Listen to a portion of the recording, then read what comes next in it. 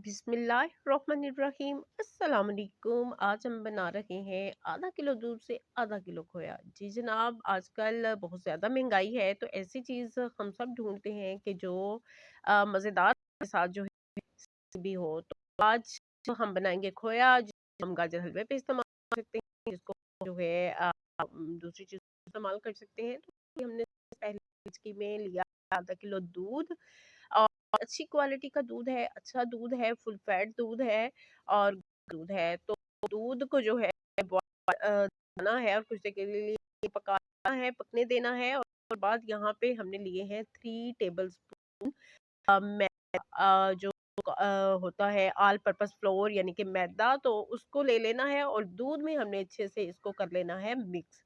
दूध में अच्छे से मिक्स करने के बाद हम इसको शामिल कर देंगे उस दूध में जिसको हमने देचकी में डाल के ऊपर रखा हुआ था। और उसमें शामिल करने के बाद जो है हम अच्छी तरह से इसको जो है गाढ़ा होने तक हिला के पका लेंगे। तो साइड से जो मतलब आपकी देचकी की साइड्स को जो खोया लगे, उसको आपने चम्मच के साथ साथ साथ उतार के देचकी में शामिल करते जाना है, ताकि दूध हमारा वेस्ट ना होने पाए और ना ही हमारा खोया वेस्ट होने पाए। और यहाँ पे मैंने लिया है 1 टेबल स्पून देसी घी। मेरे पास देसी घी था, मैंने देसी घी ले लिया है और उसको शामिल इस वजह से किया है कि ये खोया जो है देसी घी के पैंदे के साथ ना लगने पाए। आपके पास देसी घी नहीं है तो आप दूसरा डालडा घी भी ले सकते हैं और कुकिंग ऑयल भी ले सकते हैं।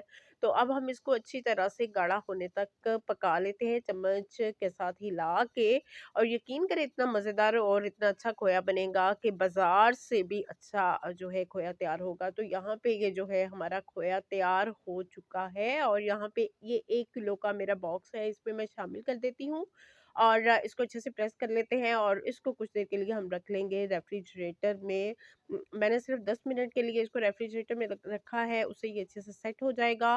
और यहाँ पे रेफ्रिजरेटर लेते हैं, हमारा है वो तैयार है। और आपने जो है इसको इस तरह से निकाल लेना है बॉक्स में से और इसकी कटिंग कर लेनी है। तो ये थी हमारी आज की रेसिपी। रेसिपी अच्छी लगे तो फीडबैक दीजिएगा। अपना ख्याल रखिएगा, फैमिली का ख्याल रखिएगा, दुआ में याद रखिएगा। फी अमान अल्लाह। अल्लाह हाफिज़।